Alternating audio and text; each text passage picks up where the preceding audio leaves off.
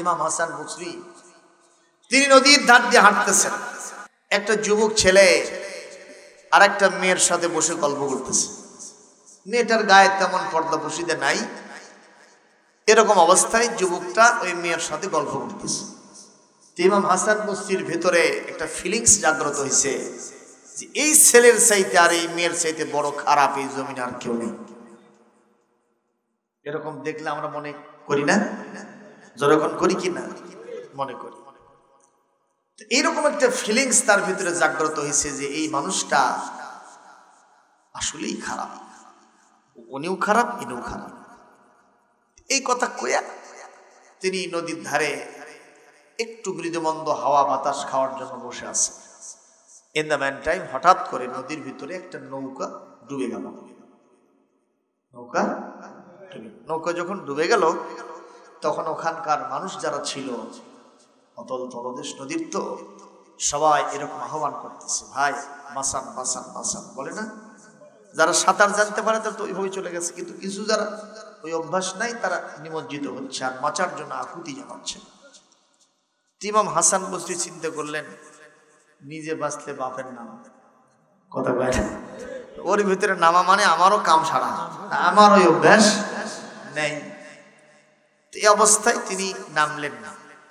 কিন্তু দেখা গেল যে যুবকটা ওই মহিলার সাথে বসে গল্প করতেছিল, এই যুবক নিজের কাপড় চোপড় গুটায় নিয়ে একেবারে ঝাঁপ মেরেছে নদীর ভিতরে নেমে সাঁতরায় গিয়ে 2-4 জনকে আস্তে আস্তে করে উদ্ধার করেছে। মারহাবা, আরো জোরে কোন মারহাবা। ইমাম হাসান বসরি চিন্তা করলেন, এই মুহূর্তে আমি যত বড় হুজুর হই, কথা কয় না, আমার মাথা থেকে পা পর্যন্ত সুন্নতে মুজাসসাম নমুনা থাকতে পারে, কিন্তু আমার বাড়ির পাশে একটা লোক না খেয়ে মারা যায়, একটা লোক চিকিৎসা অভাবে দুনিয়া থেকে বিদায় হয়ে যায়, আর একটা লোক টাকা পয়সার অভাবে তার ছেলে মেয়েকে লেখাপড়া করাতে পারে না, একটা কন্যাদায়গ্রস্ত পিতামাতা তার কন্যাকে সৎপাত্রে দান করতে পারতেছে না। আমি হুজুর শুধু মসজিদে ইমামতি করি আর আল্লাহ আল্লাহ জিকির করি, ওদিকে তাকানোর আমার কোনো সুযোগ নাই। কাল কিয়ামতে আল্লাহ ওই হুজুরকে আগে জাহান্নামে ঢুকায় দেবে। কথা কোন ঠিক না বেঠিক? কারণ এই পৃথিবীতে আল্লাহর যারা নবী ছিলেন তাদের ডিউটি ছিল ওয়াজআলনাহুম আইম্মাতান ইয়াহদুনা বিআমরিনা ওয়া আওহাইনা ইলাইহিম ফি'লাল খায়রাতি ওয়া ইকামাস সালাতি ওয়া ইতাআজ যাকাত وكانوا لنا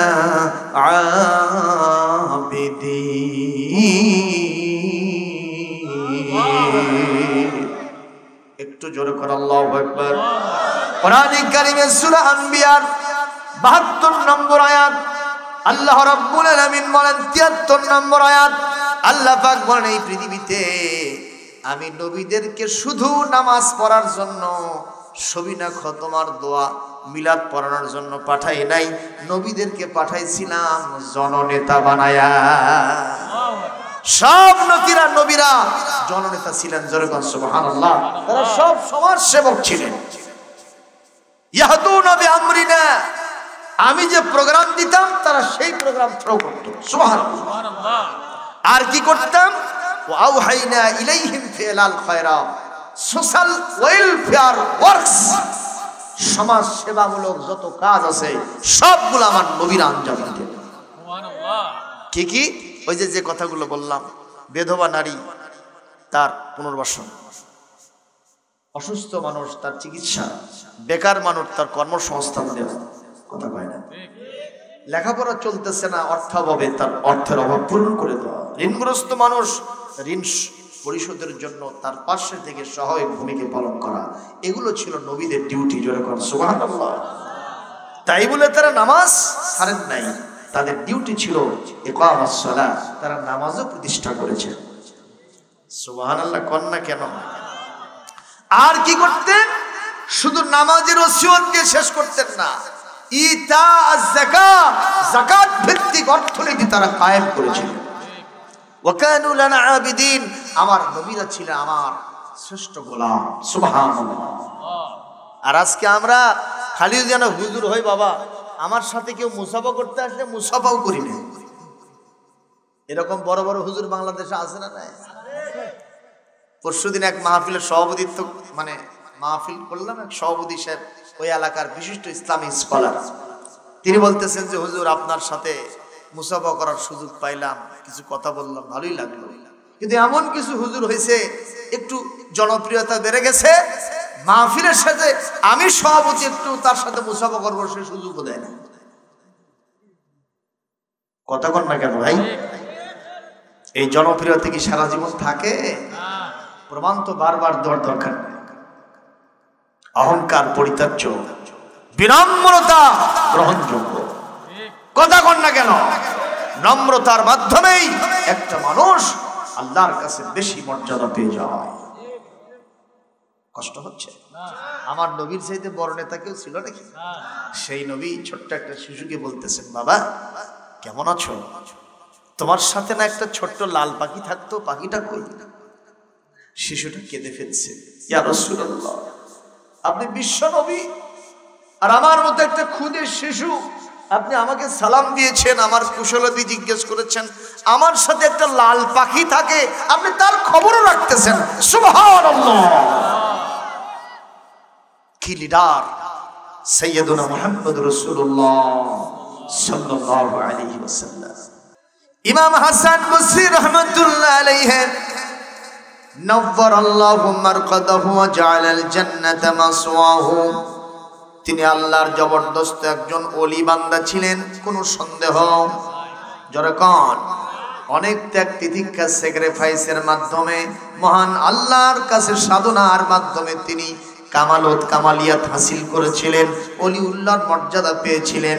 কিন্তু সামথিং ইজ রং, কিছু কিছু ভুল ভ্রান্তি তো মানুষের জীবনে আসতেই, সেখান থেকে তার আরেকটা শিক্ষা হয়েছে, যার কারণে কোরআনে কারীমের ব্যাখ্যায় সে কথাগুলো আসছে। ইমাম হাসান বসরি বললেন, এই মুহূর্তে আমার মনের ভিতরে যে একটা চিন্তা জাগছিল, আমি ওর থেকে ভালো, কথা বলেন, ওই যুবকের চাইতে আমি অনেক ভালো, যেহেতু সে একটা বেগানা নারীর সাথে বসে খোশালাপে লিপ্ত আছে। বলেন তো আমাদের দেশে এরকম খোশালাপে লিপ্ত থাকে কিনা? হোটেলে মোটেলে, বাগানে, গার্ডেনে, বিভিন্ন পুকুর পাড়ে, বাজারে, গোরস্থানের পাশেও, কথা কোন ঠিক কিনা? সব জায়গায়। আমি বগুড়ার একটা বড় গোরস্থান মসজিদে ইমামতি করি। বগুড়ায় যারা গেছেন, পপুলার ডায়াগনস্টিক সেন্টারের পাশেই একটা বিশাল গোরস্থান আছে। ওই গোরস্থানের সাথে যে 5 তলা মসজিদটা, আমি সেখানকার খতিব এবং পেশ ইমাম আজ 17 বছর। আলহামদুলিল্লাহ কোন ভাইরা আমার, আমি নজর করে দেখেছি মানুষ আগে কবর দেখলে একটু আটকে উঠতো, ঠিক কিনা? একটু ভয় পেয়ে যেত, কারণ কবি বলছে, দেহ তোমার চর্মচর গলে পচে যাবে, শিরা উপশিরা গুলো ছিন্ন ভিন্ন হবে। বলেন, দেহ তোমার চর্মচর গলে পচে যাবে, শিরা উপশিরা গুলো ছিন্ন ভিন্ন হবে, মন্দ মেরুদণ্ড হবে সবই খণ্ড খণ্ড, পড়ে রবে মাটির উপর। রে মন আমার কেন বাঁধ দালান ঘর, একদিন মাটির ভিতরে হবে ঘর। রে মন আমার কেন বাঁধ দালান ঘর। বলেন না, একদিন মাটির ভিতরে হবে ঘর। রে মন আমার কেন বাঁধ দালান ঘর। মহিলা গোরস্থানে না যাওয়াটাই ভালো। জোরে কোন আল্লাহু আকবার। সেখানে তারা এইভাবে পেট পিট বের করে লিপস্টিক মার্কা হয়ে গোরস্থানে চলে যাচ্ছে, তাহলে অন্য জায়গার অবস্থান আরো খারাপ না ভালো? আপনি ঢাকা বিশ্ববিদ্যালয়ের ছাত্র শিক্ষক মিলনায়তন টিএসসি নামক একটা জায়গা আছে, কথা বলেন না কেন, চলে যাচ্ছেন? টিএসসি নামক একটা জায়গা আছে, এখানে যারা গেছেন তারা জানেন। ওর থেকে বললে খারাপই লাগে। আহারে, ছেলে আর মেয়ে দুইজন শুয়ে আছে, একজন আর একজনের উপরে বসে আছে, কোলের উপরে বসে আছে, কোথায় হাত গেছে আল্লাহ জানে। আমি একদিন গেছি একটু দেখার জন্য যে কেমন পরিবেশটা কেমন। ওরে বাবা, ওখান থেকে যখন আসলাম মনে হচ্ছিল যে বালু দিয়ে আমার চোখ না ঘষলেই পবিত্র হবি না।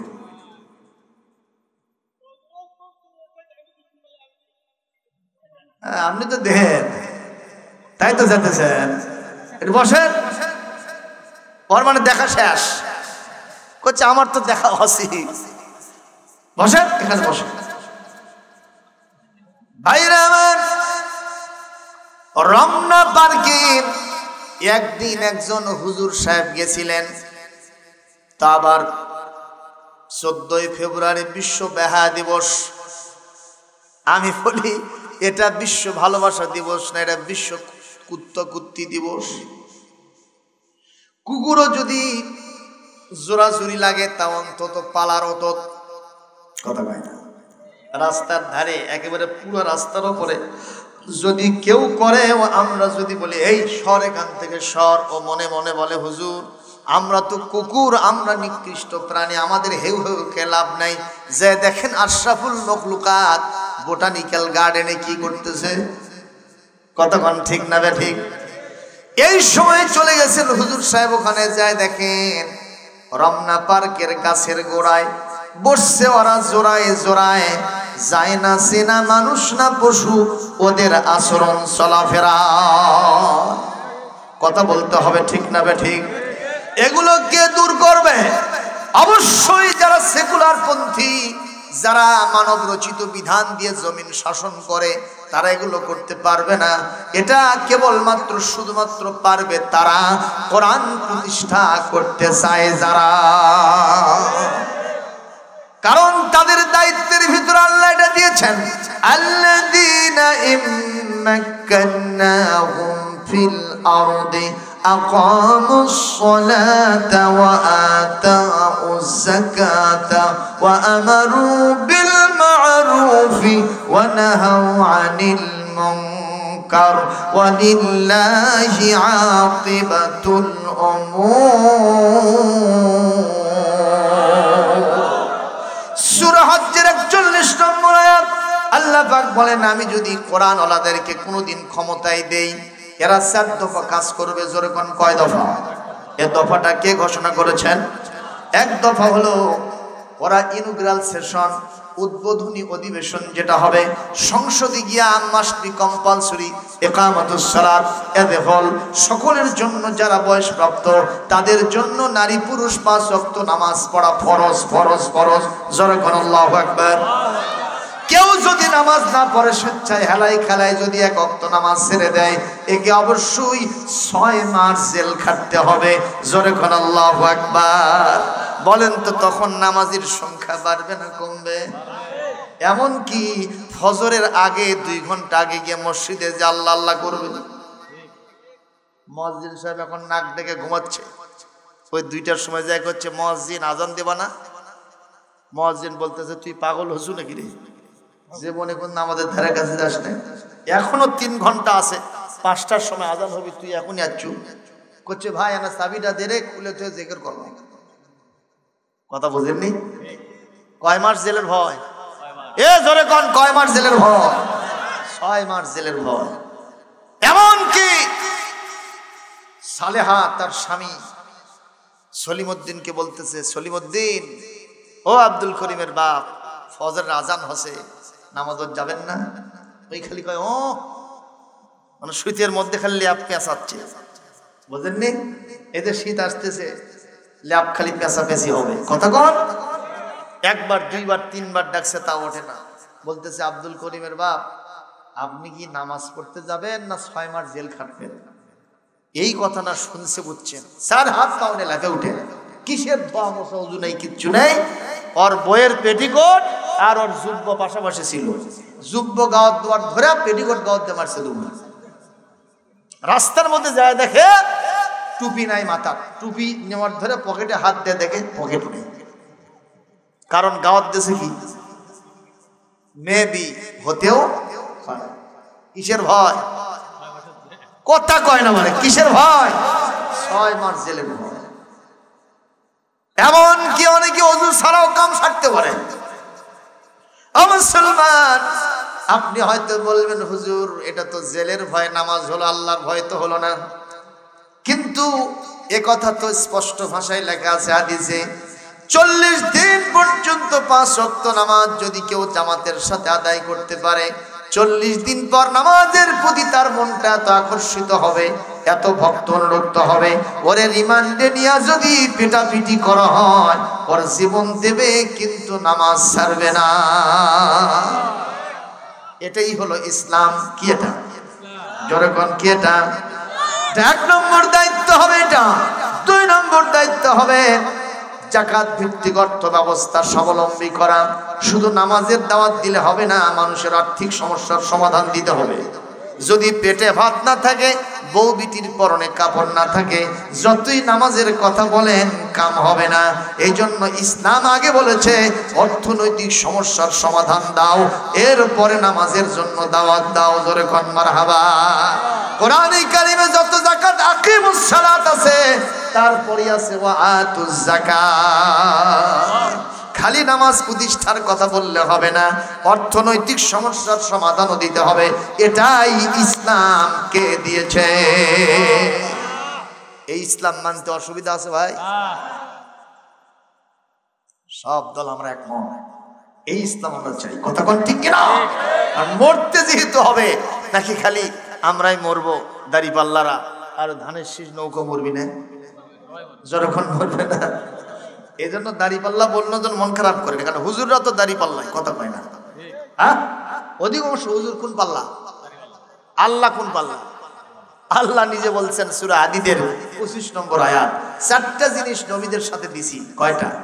তার ভিতরে একটা হলো ওয়াল মিজান, আমি নবীদের সাথে দাড়িপাল্লা দিয়েছি। কেন? লিয়াকুমান নাসু বিল কিসতে, মানুষের মাঝে দাড়িপাল্লার মাধ্যমে ন্যায় বিচার প্রতিষ্ঠা করবে। এজন্য আদালতে যে দেখেন ওই যিনি বিচারক তার সামনে কি ঝুলানো আছে? দাড়িপাল্লা। সুপ্রিম কোর্ট, হাইকোর্টের সামনে প্রতীক দেওয়া আছে দাড়িপাল্লা। ভাইরা শোনা, হ্যাঁ, এই জন্য হুজুররা সাধারণত দাড়িপাল্লার পক্ষে থাকবে। এটাই কয় না বারে, এটাই নাকি অস্বাভাবিক? হুজুরও কখন হুজুর আপনি আসেন, আমার ভাইরা। এরপরে 3 নম্বর, আমারু বিল মারুফ,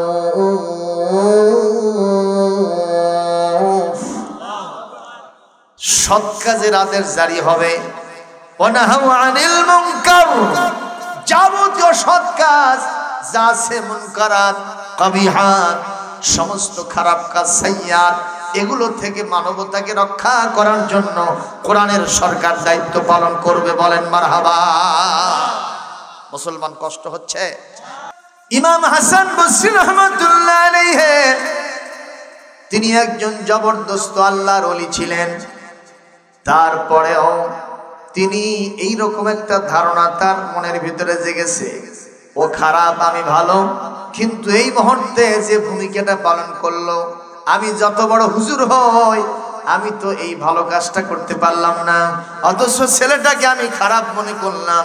সেই ছেলেটা ওখানে গিয়া নিজের জীবনের ঝুঁকি নিয়া, যে মানুষগুলি ডুবন্ত, যে মানুষগুলি এখন ধ্বংস হয়ে যাবে, তাদেরকে ওখান থেকে তিনি উদ্ধার করলেন। জান বাঁচানোর চাইতে বড় উপকার আর কিছুই হতে, আমি তো তা করতে পারলাম না, তাহলে নিঃসন্দেহে আমার চেয়ে ভালো। আচ্ছা, মহিলার সাথে গল্প করতেছিল, একটা বেগানা মহিলার সাথে, এই কাজটা খারাপ, যাই হোক, তারপর আমি একটু যাইতো। এখন ওনার ভেতরে একটা ভাবান্তর জেগে গেছে যে আমি অন্তত একটা দিক হলো তার তো ছোট হয়ে গেলাম। যে বলতেছে, বাবা তোমার নাম কি, তোমার কি পরিচয়? তো বলছে, আমার তেমন কিছু পরিচয় না, আমি আল্লাহর এক বান্দা। ঠিক কিনা? আমি আল্লাহর এক বান্দা। তো ভালো কথা। তো আপনি এখানে বসে থেকে এই মহিলার সাথে গল্প করতেছিলেন, এই মহিলা তো বেগানা মহিলা, আপনি তার সাথে এভাবে অবাধে গল্প করতেছেন, তো খারাপ কথা। আল্লাহর বান্দা হলে এই কাজ করতে পারে না, কারণ ওয়াইদা মাররু বিল্লাহি মাররু কিরামা। আল্লাহর বান্দারা যখন খারাপ কাজের নিকট দিয়ে যাবে তখন তারা পায়খানার সামনে দিয়ে যাইতে যেরকম নাকে রুমাল দিয়ে যায়, আস্তে করে পার হয়ে যায়, আল্লাহর দ্বারা বান্দা তারা খারাপ কাজের নিকট দিয়ে পার হয়ে যাবে, ওইদিকে কখনো তাকাবে না। কথা বল ঠিক কিনা? এদিক থেকে কিছু লোক যাচ্ছে ওইভাবেই, মনে হচ্ছে এটা পায়খানা, কথা কয় না, নাকে রুমাল দিয়ে আস্তে করে পার হয়ে যাচ্ছে, অথচ এর থেকে ভালো জায়গার হতে রাসূলের ভালোবাসা, এটা হলো ভাষায়, এটা হলো জান্নাতের টুকরা। এই যে আপনাদের এই বাস স্ট্যান্ডের নাম কি? গোবিন্দ পটল। দেখবেন সিএনজি অটোরিকশা তারা বলতেছে আসো সিরাজগঞ্জ, সিরাজগঞ্জ, সিরাজগঞ্জ। এই কথা না শুনে একজন যাত্রী অটোরিকশা কিংবা সিএনজি ওয়ালার গালে ঠাস করে থাপ্পড় মেরেছে। বলতো ভাই থাপ্পড় মারলেন কেন? তুই গোবিন্দপুর বসে থেকে, গোবিন্দ পটল বসে থেকে তুই করছো সিরাজগঞ্জ, এটা তো গোবিন্দ পটল রে, ঠিক কিনা? তুই এই জায়গায় বসতে সিরাজগঞ্জ করলুকে, তাই এই জন্য সর মারছি। আপনারা বলেন সর মারা কি ন্যায় হয়েছে না অন্যায়? ন্যায় হয়েছে? সবাই বলেন ন্যায় না অন্যায়? কেন? ও তো গোবিন্দ পটল থেকে বলতেছে সিরাজগঞ্জ, তার মানে আমরা সবাই বুঝতে পারছি, কথা কোন ঠিক কিনা? তো এখান থেকে বোঝা গেল যে ওইখানে যদি কেউ আর কথা অনুযায়ী ওই সিএনজিতে উঠে বসে, সামান্য 20 মিনিটের ব্যবধানে তাকে সিরাজগঞ্জে পৌঁছে দেবে, কথা কোন ঠিক কিনা? তো ওই সূত্র ধরেই বলতে চাই, দুনিয়াতে এইসব হলো জান্নাতের বাগান। আপনারা হয়তো বলতে পারেন হুজুর এইসব কথা কোথা থেকে পাইছেন? জান্নাতের বাগান তো হবে আসল জান্নাতে, এখানে আবার বাগান কোথা থেকে? আমরাও বলবো এটা হলো জান্নাতের বাগানের একটা স্টেশন, বাস স্টেশন। আমাদের কথা অনুযায়ী যদি এই স্টেশনে কেউ সিট নিয়ে বসতে পারে, জীবনের বাতিটা নিভে যাওয়ার সারা, এই গাড়িতে চড়ে সে জান্নাতে যাওয়ার সারা। জোরে বলেন সুবহানাল্লাহ। এই জন্য এই কথাগুলো আমরা বলি, তাতে কি মন খারাপ হয়? শোনা না, খেয়াল করে বলছেন হুজুর ঠিকই বলেছেন আপনি, আমি আপনার চাইতে ভালো মানুষ হতে পারি নাই, আপনি একজন আল্লাহর ওলি মানুষ, আপনার দৃষ্টিতে এটা খারাপ হয়েছে, ঠিক আছে, কিন্তু আমি যার সাথে গল্প করতেছিলাম ইনি আর কেউ না, ইনি আমাকে 10 মাস পেটে ধারণ করেছিলেন সেই মা, ইনি আমাকে 2.5 বছর দুধ চুষায় চুষায় মানুষ করেছেন, ইনি আমার সেই মা, ইনি আমার প্রসাব পায়খানা সাফ করে দিয়েছেন, ইনি আমার সেই মা। গভীর রাত্রিতে সবাই যখন কনকনে শীতের ভিতরে লেপের মধ্যে আরাম করে ওষুধ করে, আমি যখন প্রসাব করে দিয়েছি না, মা ভ্রুকুঞ্চিত করেন নাই, চোখ মোটা করে তাকান নাই, কখনো আমাকে থাপ্পড় মেরে বিছানা থেকে ফেলে দেন নাই, বরং মা ওখান থেকে উঠেছেন, আমার মা আমার জন্য গরম কাপড়ের ব্যবস্থা করে সারা রাত ধরে ওই ভিজা স্যাঁতস্যাঁতা জায়গায় শুয়ে থেকে কষ্ট করেছিলেন। ইনি হলেন আমার সেই মমতাময়ী মা। আপনারা বলেন মায়ের কাছে সন্তানের কোনো পর্দা আছে নাকি? তবে সুন্নাত তরিকা হলো কোন মা বড় বড় সন্তানের সামনে একেবারে বেআব্রু থাকবে না, আবার ছেলে মায়ের ঘরেতে যদি যেতে হয় তাও অনুমতি নিতে হবে। কথা বলেন ঠিক না ঠিক? মায়ের ঘরে যেতে সন্তানের কি লাগবে? ইয়া করে সাহাবী রাসূলকে বললেন হুজুর আমি আর আমার মা দুইজন একই ঘরের মধ্যে থাকি, তাও কি অনুমতি লাগবে? হুজুর শেষ পর্যন্ত বললেন অনুমতি নিবা, অনুমতি নিবা, অনুমতি নিবা। লাস্টলি আর ফাইনালি সাহাবী যখন বারবার বললেন হুজুর আমি মায়ের কাছে যাব তো, কিন্তু ওখানেই তো আমি রাতের বেলায় থাকি, হুজুর বললেন তুমি কি তোমার মাকে উলঙ্গ অবস্থায় দেখতে চাও? সাহাবী কেঁদে বলছেন হুজুর কি বলেন, আমি কেন মাকে উলঙ্গ অবস্থায় দেখবো? আমার মা বেআব্রু হবে এটা আমি চাই না, আমার মা সবসময় অবলা সরলা একটা পর্দানশীল হয়ে থাকবে এটা আমি চাই। বলে তাহলে মায়ের ঘরে ঢুকতেও তোমার অনুমতি নেওয়া চাই।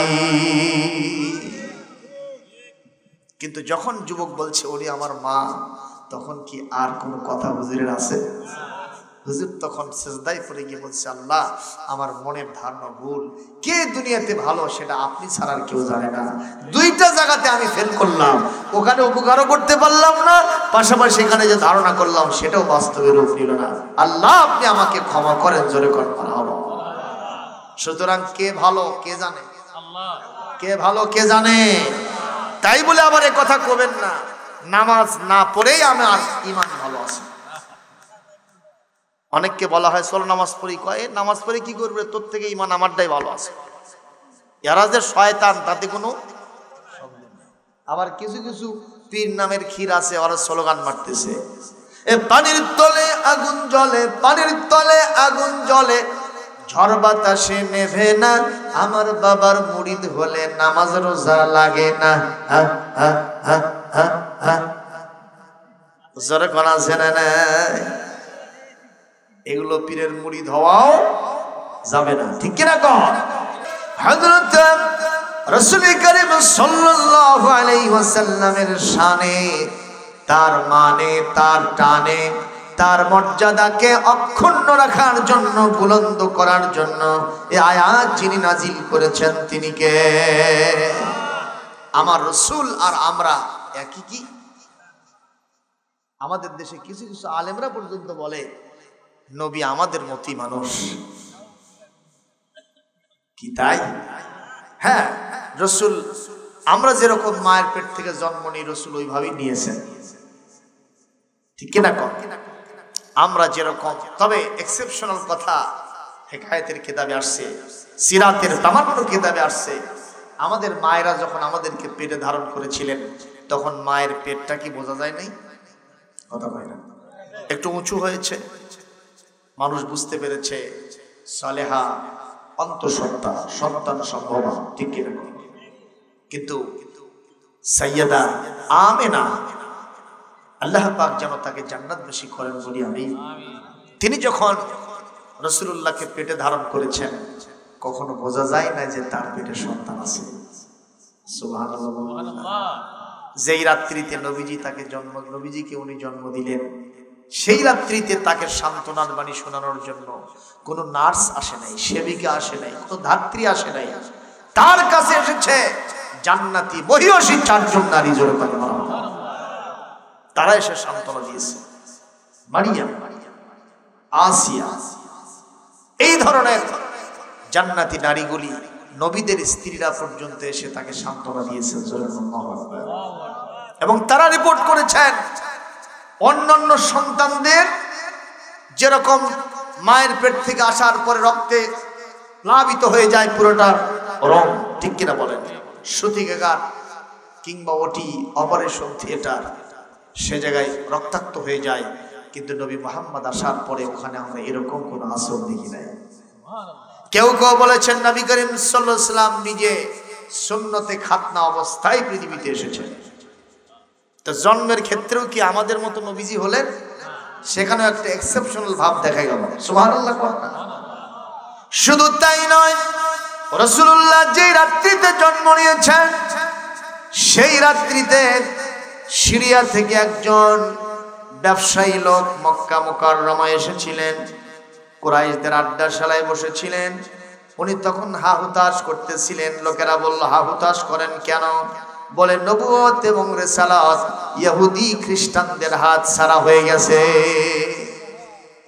ওনারা বললেন, কিভাবে বুঝলেন? বলে, আজকে রাত্রি সেই রাত্রি আমি স্বপ্ন দেখলাম, আর আমার স্বপ্নের সাথে আমাদের কিতাবগুলোর মিল হয়ে গেছে। এই রাত্রিতে বিশ্বের মহামানব সর্বশ্রেষ্ঠ নবী তিনি জমিনে আগমন করেছেন, সেটা আর কোথাও নয়, এই মক্কা নগরীর কোন ঘরে তিনি এসেছে। তোরা দেখে যা আমেনা মায়ের কোলে, তোরা দেখে যা আমেনা মায়ের কোলে, মধু পূর্ণিমারে সেথা চাঁদ দোলে, যেন উষার কোলে রাঙা রবি দোলে। তোরা দেখে যা আমেনা মায়ের কোলে, তোরা দেখে যা আমেনা মায়ের কোলে। ঠিক কিনা? এই বাণীগুলি কে লিখেছেন? কবি নজরুল, আমাদের জাতীয় বিদ্রোহী কবি নজরুল ইসলাম তিনি লিখেছেন এটা। এবং তার কবিতাগুলি কোরআনের এক একটা আয়াতের সূরার অনুবাদ আকারে প্রকাশ পেয়েছে। উনি আল্লাহর কাছে দোয়া করেছিলেন, আল্লাহ মসজিদের ওই পাশে আমার কবর দিও ভাই, যেন গড়ে থেকে মুয়াজ্জিনের আযান শুনতে পায়। আপনারা যদি কেউ ঢাকা বিশ্ববিদ্যালয়ে যেয়ে থাকেন, দেখবেন ঢাকা বিশ্ববিদ্যালয়ের কেন্দ্রীয় মসজিদের উত্তর পাশেই ওনার কবর হয়েছে। ওনার দোয়াটা আল্লাহর কাছে মঞ্জুর হয়েছে। উনি 5 ওয়াক্ত নামাজের আযান শুনে শুনে তার কবরের আখিরাতি জিন্দেগিকে ধন্য করছেন। জোরে কোন সুবহানাল্লাহ। আল্লাহর কাছে যে যা চায় সে তা পায়। আর শামসুর রহমান বলল কি, যে আযানের ধ্বনি আমার কাছে মনে হয় ব্যবসার চিৎকার। যেমন জাতের মুর্দা তেমন জাতের জানাজা। ওই লাশটা যখন ঢাকা বিশ্ববিদ্যালয়ের কেন্দ্রীয় মসজিদে নিয়ে যাওয়া হয়েছে, খতিব সাহেব আগেই পালাইছে, চাকরি আছে আর নাই, এই নাস্তিকের জানাজা আমি পড়ব না। সিদ্ধান্ত সঠিক, ঠিক কিনা? ইমাম সাহেব বলল, আপনি যেহেতু যাচ্ছেন আমার আর সুযোগ আছে, আমি বলি না। মুয়াজ্জিন সাহেব বলল, যেখানে খতিব নাই ইমাম নাই, আমি মুয়াজ্জিনের টাইম আছে, উনিও পালাইছে। এখন আছে খালি খাদেম। কে আছে ভাই? খাদেমের তো আর যাওয়ার কোনো উপায় নেই। মসজিদ খুলে দেওয়া লাগে, ঝাড় ঝাঁটা দেওয়া লাগে, এরপরে অজুখানা সাফ করা লাগে। কথা কন? তো উনি অজুখানা সাফ করতেছিলেন, তো ওরা তো আর জানে না যে বড় হুজুর কে। ওরা যে টুপির উচ্চতা দেখে মনে করে বোধ হয় এটাই বড় হুজুর, ঠিক কিনা? তো দেখে যে বড় উঁচু টুপি, চিন্তা করছে এটাই বোধ হয় সবচেয়ে বড় হুজুর। ওনার টানে হেসড়ে নিয়ে এসে সামনে দাঁড়ায় দিয়েছে। বুঝতে পারছে? জানাজা পড়ায় দিয়েছে, মনে করছে বাবা যে হুজুর পাইছি জান্নাত পার হয়ে গেছে, জান্নাত। ইতিমধ্যে খতিব সাহেব এসেছেন, ইমাম সাহেব এসেছেন, মুয়াজ্জিন সাহেব এসেছেন। এ খাদেম, তুই এত বড় নবজাত রাসূলুল্লাহ খানপুর থেকে হলো, আমরা যে জানাজা পড়লাম না সেই জানাজা তুই পড়লি কোন আক্কেলে? কয় হুজুর মন খারাপ করবেন না, চিন্তা করবেন না, যখন দাঁড়াইছিলাম আল্লাহর হস্তে ওযু গোসল কিছুই নাই। আমি বললাম যেমন জাতের মুর্দা তেমন জাতের জানাজা। আল্লাহ রাব্বুল আলামিন আমার নবীর মর্যাদাকে বুলন্দ করার জন্য আয়াতগুলি নাজিল করলেন। ইয়া আইয়ুহাল্লাযীনা আমানু লা তুকদ্দিমু বাইনা ইয়াদাইল্লাহি ওয়া রাসূলিহি ওয়াত্তাকুল্লাহ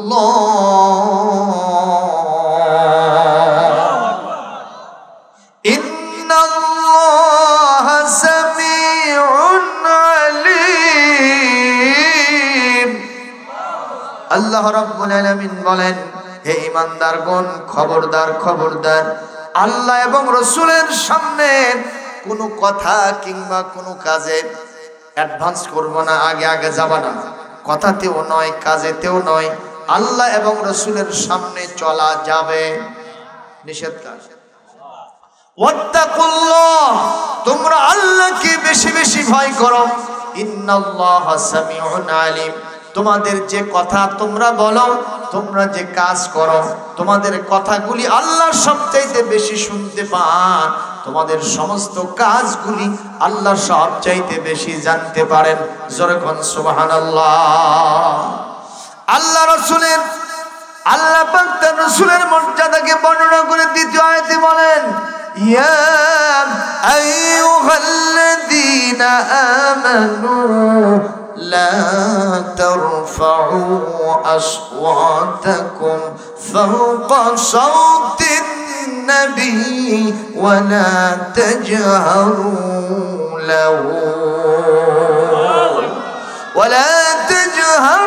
له بالقول كجهر بعضكم لبعض أو تحبط أعمالكم وأنتم لا تشعرون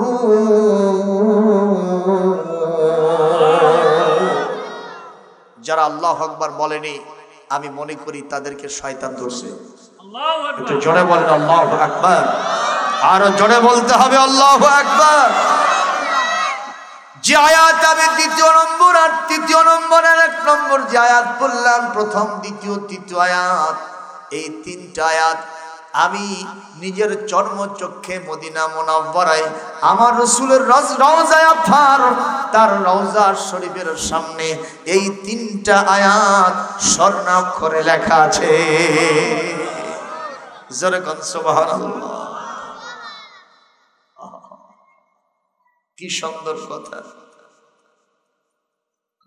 পাইলে নিরালাই গো রাসূল, পাইলে নিরালায়, আমি দুই কদমে চুমো খাবো চরণ ধুলি মাগবো গাই, পাইলে নিরালাই গো রাসূল, পাইলে নিরালায়।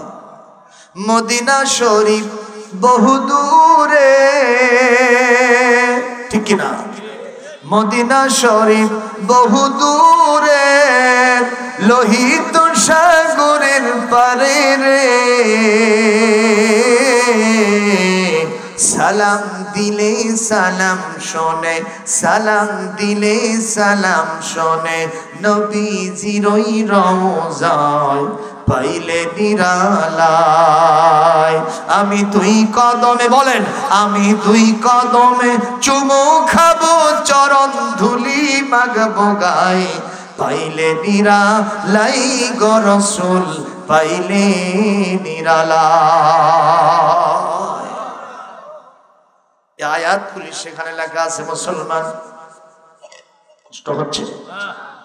আল্লাহ রাব্বুল আলামিন বলেন, বান্দারগণ, তোমরা একে অপরের সাথে যেরকম জোরে জোরে উচ্চ আওয়াজে কথা বলো, আমার রাসূলের সামনে ওরকম চেঁচিয়ে মেচিয়ে ঝাঁঝালো কণ্ঠে উচ্চ বাক্য, কখনো উঁচু কণ্ঠে আমার রাসূলের সামনে তোমরা রাসূলের সাথে কখনো কথা বলবে না।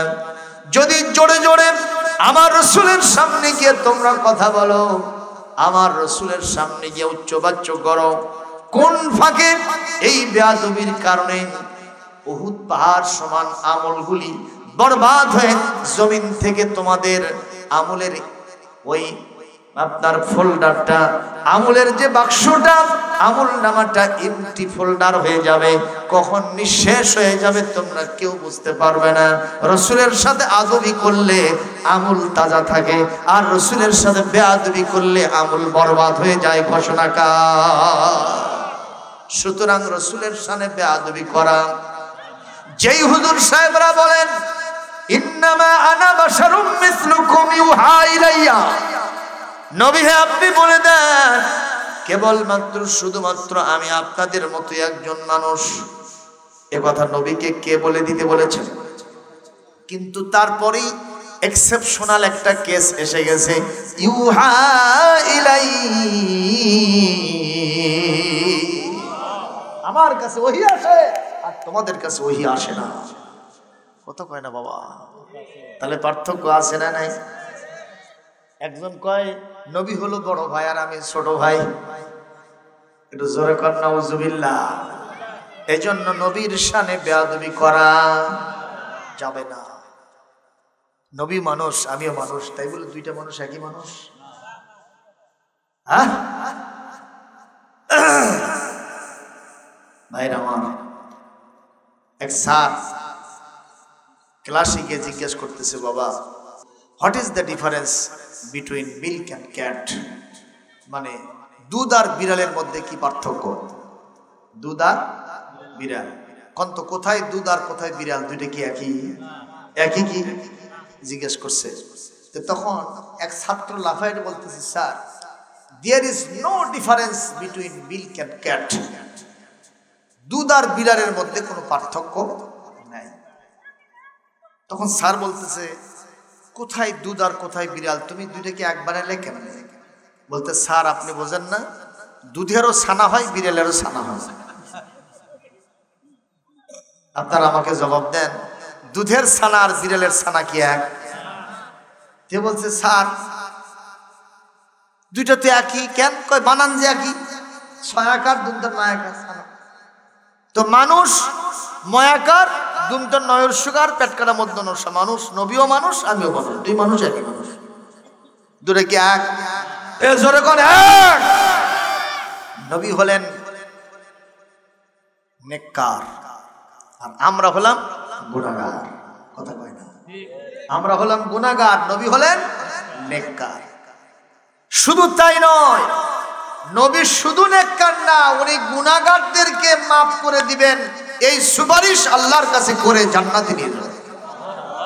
শাফিউল মুজনিবিন, এই পৃথিবীর সমস্ত গুনাহগারদের জন্য তিনি সুপারিশ করবেন। সুবহানাল্লাহ। সুতরাং নবীর অধিকার, নবীর মর্যাদা অক্ষুণ্ণ রেখেছেন এই আয়াতগুলির মাধ্যমে। জোরে বলুন সুবহানাল্লাহ। এই আয়াত কখন নাজিল হলো? দেখেন, আমরা তো খালি বলি নবী খালি মসজিদে, মাদ্রাসা, খানকা, মক্তবে থাকবে, ইয়া নবী সালাম আলাইকা হবে। নবী কেন সংসদে যাবে? নবী কেন আদালতে যাবে? নবী কেন ব্যবসা বাণিজ্যে যাবে? নবী কেন চাকরিতে যাবে? এখানে নিয়ে গেলে নবী অপবিত্র হয়ে যাবে, এটা আমরা বলি না? তা না, খেয়াল করে। জুমার নামাজের দিনে আজান হয়ে গেছে, নবীজি মিম্বারে দাঁড়াইছেন, এখন তিনি খুতবা দিবেন। আমরা দেই না? খুতবা দিবেন, বক্তব্য শুরু করবেন।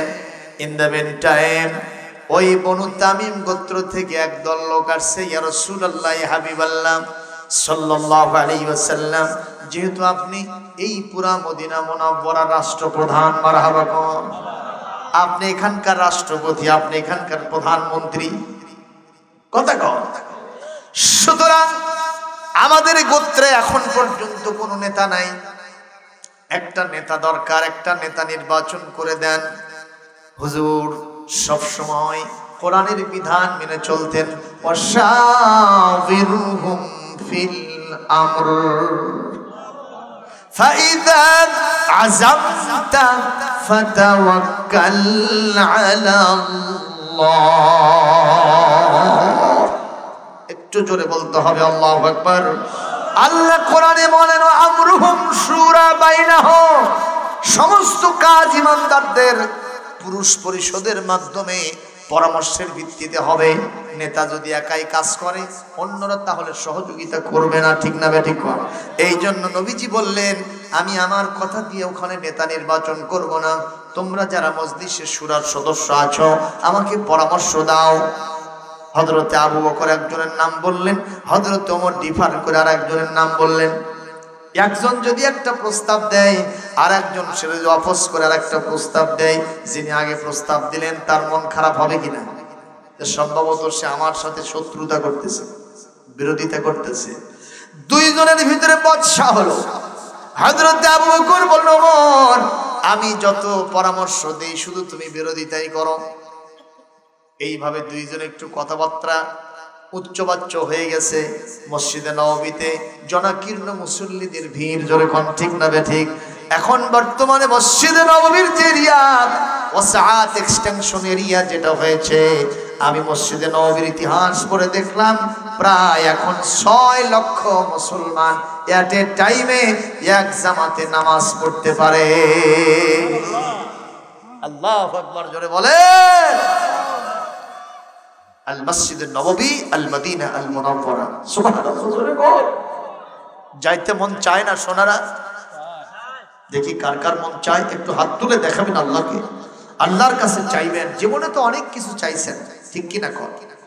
কক্সেস বাজারে হানিমুন করতে যায়েন না, ওখানে ল্যাংটা লেংটিরা গোসল করতেছে, ল্যাংটা হয়ে, কথা কয় না? কক্সবাজারে যে মেয়েরা সমুদ্র সৈকতে গোসল করে, এদের কি পর্দা আছে, শালীনতা আছে? সব বেআবরু। আমি অনেক হুজুরদেরকে দেখছি পর্যন্ত তাদের বিবিকে নিয়ে যায় ওখানে গোসল করা, আবার সেটা ভিডিও ধারণ করে ছাড়িয়ে দেয়। হুজুর তো দূরের কথা, তুই খেজুরও হওয়ার যোগ্যতা রাখিস না। অন্যরা যেখানে মাতামাতি করবে আমি সেটা করতে পারবো? সম্ভব নয়। আমার এক্সেপশনাল একটা কোয়ালিটি থাকতেই হবে। বলি আল্লাহুম্মা আমিন।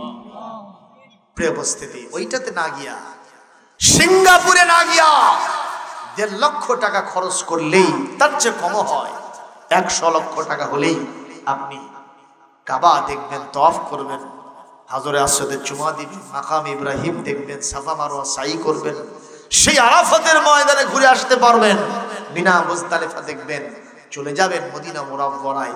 যে নবীর জন্য এতদিন দরুদ পড়েছে, যেই নবীর সুন্নত জীবন দিয়ে মানার চেষ্টা করছে, সেই নবীর রওজা পারের পাশে গিয়ে যখন দাঁড়াবেন, মনে হবে আজকে আমি এসেছি আসল জায়গায়, যে সোনার নবীকে আমি কাছে পেয়ে গেছি। জোরে করে আল্লাহু আকবার। কার কাছে চাইবেন সোনা? আল্লাহ তৌফিক দান করুন, আমিন। দাইরামান আল্লাহর নবী যখন দেখলেন মসজিদে নববীতে সাহাবীদের ভিড় জমে যাচ্ছে, এই মুহূর্তে আবু বকর ওমরের মধ্যে ঝগড়া যখন লাগে, তখন আওয়াজ একটু উঁচু হয় কিনা।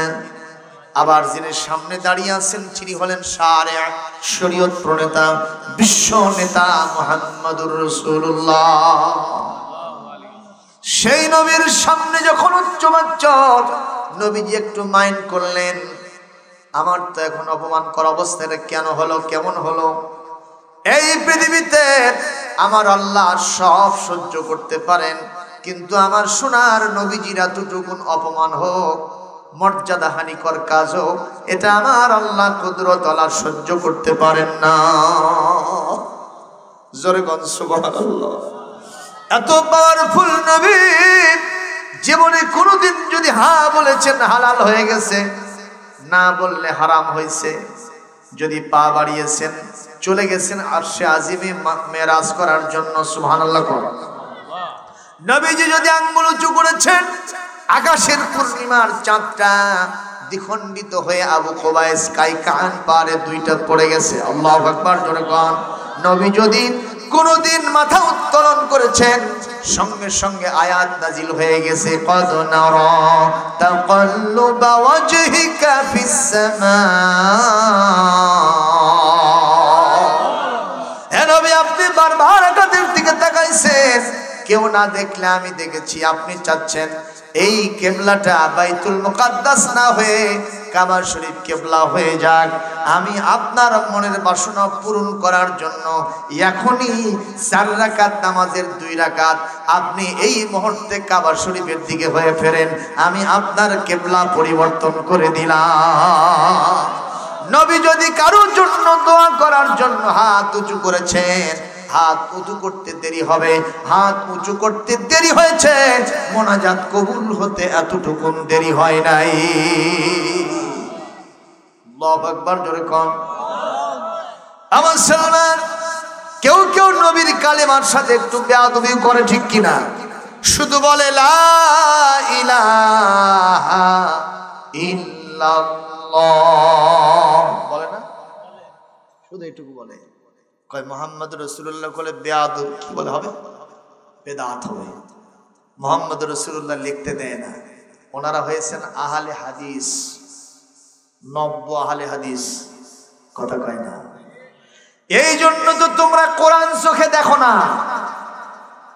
সব সময় নবীজির কমপ্লিট কালাম ছিল শাহাদাতি আল্লাহ ইলাহা ইল্লাল্লাহ ওয়া আন্না মুহাম্মাদার রাসূলুল্লাহ। তাহলে এখানে মুহাম্মদ রাসূলুল্লাহ আসলো কিনা?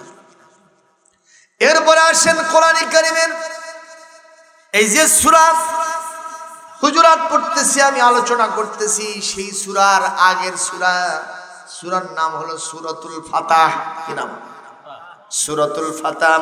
এখানে সর্বশেষ 29 নম্বর আয়াত আল্লাহ পাক কি সুন্দর বলছেন, মুহাম্মাদুর রাসূলুল্লাহ। একটু জোরে বলেন আল্লাহু আকবার। দলিল বলে নাই, আল্লাহ নিজে বলছেন মুহাম্মদ আল্লাহর রাসূল, সুবহানাল্লাহ। সুতরাং কমপ্লিট কালাম হলো লা ইলাহা ইল্লাল্লাহু মুহাম্মাদুর রাসূলুল্লাহ বলতে ভুল করবেন ইনশাআল্লাহ। খুশি হবেন কে? মুসলমান, আল্লাহর নবী মাইন্ড করলেন। আল্লাহ রাব্বুল আলামিন সঙ্গে সঙ্গে সাইয়্যিদুল মালাইকা রূহুল আমিন হযরতে জিবরাইল আলাইহিস সালামকে গিয়ে বললেন, দেরি করো না, তাড়াতাড়ি আমার নবীর কাছে বিধান জারি করো। এই আয়াত নাজিল হয়ে গেল, লা তারফাউ আসওয়াতাকুম ফাওকা সাওতিন নবী, নবীর কণ্ঠস্বরের উপরে তোমাদের কণ্ঠস্বর কখনো উঁচু করবা না, নিষেধ কার। যদি উঁচু করো আর চেঁচিয়ে মেচিয়ে ঝাঁঝালো কণ্ঠে জোরে জোরে কথা বলো নবীর সামনে, আন তাহবাত আমালুকুম, জীবনের সব আমলগুলি বরবাদ হয়ে যাবে। জোরে কর নাউযুবিল্লাহ। ওয়া আনতুম লা তাশউরুন, টেরি পাবা না। পরের আয়াতে আল্লাহ পাক বলেন, ইন্নাল্লাযীনা ইয়াগুদ্দুনা আসওয়াতাহুম ইনদা রাসূলিল্লাহি উলাইকাল্লাযীনা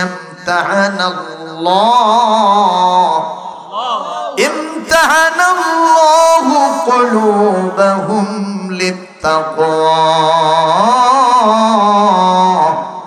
লাহুম মাগফিরাতুন ওয়া আজরুন আযীম।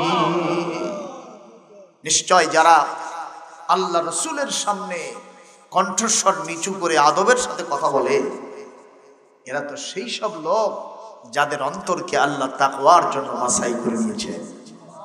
তার মানে হুমুল মুত্তাকুন, তারাই হলো মুত্তাকি বান্দা। সুবহানাল্লাহ।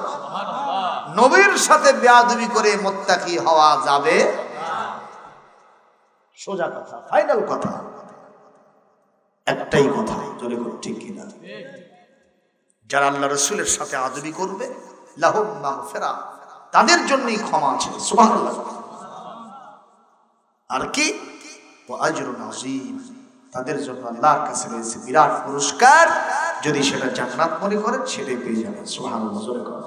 এখন এই আয়াত যখন নাজিল হলো, আবু বকর, ওমর, ওসমান, আলী রাদিয়াল্লাহু তাআলা আনহুম সাহাবীরা যারা ছিলেন গড়াগড়ি দিয়ে কাঁদতেছেন, আমরা তো ভুল করে ফেললাম, আমাদের কারণে আয়াত নাজিল হলো, তাহলে আল্লাহ নাখুশ হয়ে গেছেন, আমল সব বরবাদ হয়ে গেছে। রাসূলুল্লাহ বললেন, তোমাদের মনের জজবাটা আল্লাহ কবুল করে নিয়েছেন, না জেনে না শুনে না বুঝে তোমরা এই কাম করছো, সুতরাং আল্লাহ পাক তোমাদেরকে কখনো গুনাহ দেবেন না, বরং ভবিষ্যৎ প্রজন্ম যারা হবে, কিয়ামত পর্যন্ত আমার উম্মত যারা আসবে, তারা যদি আমার ডাক অনুযায়ী, আমার সুন্নাত অনুযায়ী নামাজ পড়ে, রোজা করে, হজ করে, যাকাত দেয়, কিন্তু চোরের হাত কাটা বিধান যদি জারি না করে, যদি জিনার বিচার যদি কোরআন থেকে না করে, যদি তারা চোরের বিচার কোরআন থেকে না করে, যদি তারা মানুষ হত্যার বিচার, অপবাদের বিচার, মদ, জুয়া, গাঁজা, ফেন্সিডিলের বিচার, এই সমস্ত বিচারশালীর যদি কোরআন থেকে না করে, এক কথায় সংসদ ভবন, গণভবন, বঙ্গভবন, আদালত ভবন, ব্যবসা প্রতিষ্ঠান, চাকুরি, কৃষিকাজ, রাস্তাঘাট, যাবতীয় জমিনটা যদি আমি রাসূলের বিধান দিয়ে তারা যদি পরিচালিত না করে, অবশ্যই তারা এই বিধানের আওতায় পড়ে যাবে। তার মানে এক জায়গায় আমাকে মানতেছে আর এক জায়গায় শয়তানকে মানতেছে। এই লোকদের জীবনের সব আমল আল্লাহ বরবাদ করে দিবেন। বলেন নাউযুবিল্লাহ। সুতরাং যেই নবীকে মসজিদে মানি, সেই নবীকে সংসদে মানতে হবে। ঠিক না বললেও ঠিক, না বললেও ঠিক, কথাটা ঠিক কিনা? যেই নবীকে আমরা মসজিদে মানি, সেই নবীকে আদালতে মানতে হবে। নবীজির ওই কথা কইয়া, নবীজির ওই কথা কইয়া সবাই কান্দে, কিন্তু নবীর সমাজ গড়ার কাজে শত দ্বন্দ্ব মনে বাজে। ঠিক কিনা? নবীর নামে দরুদ পড়ি, নবীর নামে গড়াগড়ি মসজিদের ভিতরে, বাইরে তারে মানতে না রে সংসার ও সমাজে। তিনি হলেন আল্লাহর রাসূল, এমন ঠিকই সাজে, কিন্তু নবীর সমাজ গড়ার কাজে শত দ্বন্দ্ব মনে বাজে। নবীর কথা শুনতে ভালো, নবীজির আদর্শ ভালো, বক্তৃতার বিবৃতিতে সবাই বলতে পারে। সে আদর্শে ব্যক্তি জীবন রাষ্ট্র গড়ার কাজে পিত্ত জলে স্যাঁত করে, পিত্ত জলে স্যাঁত করে বকে আজে বাজে, কিন্তু নবীর সমাজ গড়ার কাজে শত দ্বন্দ্ব মনে বাজে। আমরা যারা রাজি আছি দুহাত তুলে আল্লাহকে দেখাই, আমরা সব জায়গায় নবীকে মানবো যারা দুটা হাত আল্লাহকে তুলে দেখাই তারা। যেই নারী বেপরদায় চলে এ নারীর দিকে পরপুরুষের দৃষ্টি যায় কিনা, বেগানা পুরুষের না দৃষ্টি যায় কিনা। সুতরাং স্বামীকে বলবো আপনি আপনার বিবিকে অ্যাবসলিউটলি আপনি নিজেই দেখবেন, আপনার জন্যই আল্লাহ পাক তাকে লেবাস পোশাক বানিয়ে দিয়েছে, ঠিক কিনা? আপনি যদি প্রেমের দৃষ্টিতে আপনার স্ত্রীর হস্ত ধারণ করেন সগীরা গুনাহ মাফ হয়ে যাবে। আর এইটাকে বাদ দিয়ে কোনো অক্সিজেন বেগমকে ধরেন তাহলে কি হবে? জিনার গুনাহ হবে। কথা কোন ঠিক না বা ঠিক? আর আপনি আপনার বিবিকে ঘরের ভিতর থেকে বের করে হুজুর সাহেব নিজে, হাজি সাহেব একেবারে আপাদ মস্তক, আল খেল্লা, টুপি টুপি দাড়ি টাড়ি একটা সেই মনে করেন যে বিন্দি মাখাছে, আর পিছনে ওনার বউ হচ্ছে লিপস্টিক মার্কা। কথা কন না কেন? যাবতীয় দৃষ্টি পড়ছে জেনাকারের দৃষ্টি, যাবতীয় গুনার একটা ভাগ আপনার আমল নামে আল্লাহ চাপাই দিবেন, আপনাকে দায়ুস বানায়া জাহান্নামে পাঠাই দিবেন। যেরকম ঠিক না ঠিক? এই জন্য বিবিদের পর্দা করতে হবে, মেয়েদের পর্দা করতে হবে, এটা আমাদের নৈতিক দায়িত্ব, ঠিক কিনা বলেন? এটা যদি রাষ্ট্রীয়ভাবে প্রতিষ্ঠিত হয় আরো ভালো হবে, এবং আমরা আশা করছি ইনশাআল্লাহ সামনে সংসদে এই বিষয়ে একটা আইন আসতে পারে। আল্লাহুম্মা আমিন। ভালো হবে না খারাপ হবে? তখন দেখবেন ওষুধের পয়ম করার জন্য একটা ব্যাপারটা নারী খুঁজে পাওয়া যাবে না। যদি কোনো পেট পিটবার করা মহিলা হয় আলকাতরা মেরে দেওয়া হবে, জীবনে আর কখনো এইভাবে করবে না। আজকাল মেয়েরা স্বামীর কথা শোনে না, ঠিক কিনা কম? স্বামী আর স্ত্রীর মাঝে দা কুমড়ার সম্পর্ক আছে না নাই? এক স্বামী আর স্ত্রীর কথা শুনলাম, স্বামী যদি বলে এখন রাত, ও বলে এখন দিন। স্বামী যদি বলে এখন সকাল, ও বিকেল। স্বামী যদি বলে এটাই ভালো, এর থেকে খারাপ আর নাই। এরকম স্ত্রী আছে না নাই? স্বামীর নাম ধরেও ডাকে, টুটুল, ও টুটুল, টুটুল রে। টুটুল তখন তার বন্ধুদের সাথে গল্প করতেছিল। এক বন্ধুকে কে ডাকে রে, তোর মাও নাকি? জিবাত কামড় খাইছে। কয় কি ভাই, এটা মা হয় না রে, কি হয়? আমার বউ। তোর বউ তোর নাম ধরে ডাকলো কে? কয় ভাই লাভ ম্যারেজ, একসাথে পড়াশোনা করতাম, বসে গল্প সল্প করতাম, কামটা হয়ে গেছে। শুধু নাম ধরে না, অনেক সময় কান ধরেও ওটা বসা করে। আমি মাইন্ড করি না। আমি তখন বললাম এটা লাভ ম্যারেজ নয়, এটা লাভ মরিচ। তাও কারেন্ট মরিচ, জাল একটু কম। কথা কোন মুরব্বীরা? জাল বেশি না কম?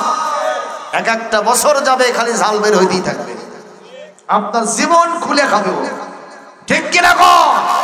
এই জন্য লাভ মরিচকে ঝাঁটা মেরে বিদায় করে দিয়া অবশ্যই সরাই সম্মত বিবাহের বন্দোবস্ত এই দেশে প্রতিষ্ঠিত হতেই হবে ইনশাআল্লাহ।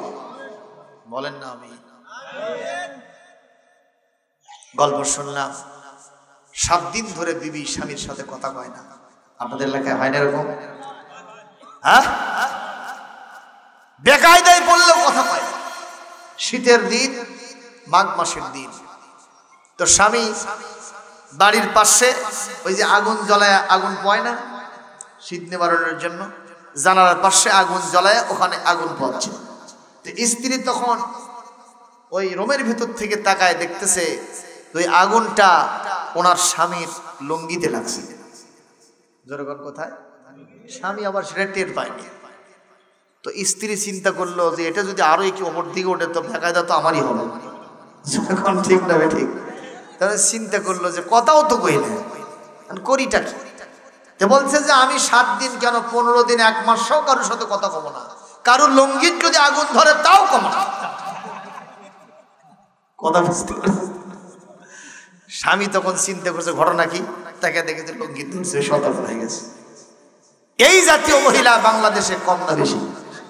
সুতরাং সাবধান হতে হবে। ওয়াশিরুহুন্না বিল মারুফ, আল্লাহ কোরআনে বলেছেন তোমরা তোমাদের বিবিদের সাথে সৎভাবে জীবনযাপন করো, অধিকার আদায় করো, অধিকার সমান। আর এক গুণ মর্যাদা স্বামী তোমাকে আমি বাড়াই দিয়েছি। সুবহানাল্লাহ। সুপ্রিয় উপস্থিতি, আমার মা বোনেরা আছেন, আপনারা এগুলো শুনতেছেন, একটু মানেন। অবলা সরলা মহিলাদের জন্য খাতুনে জান্নাতের সাথে আল্লাহ হাসর দিয়ে দিবেন।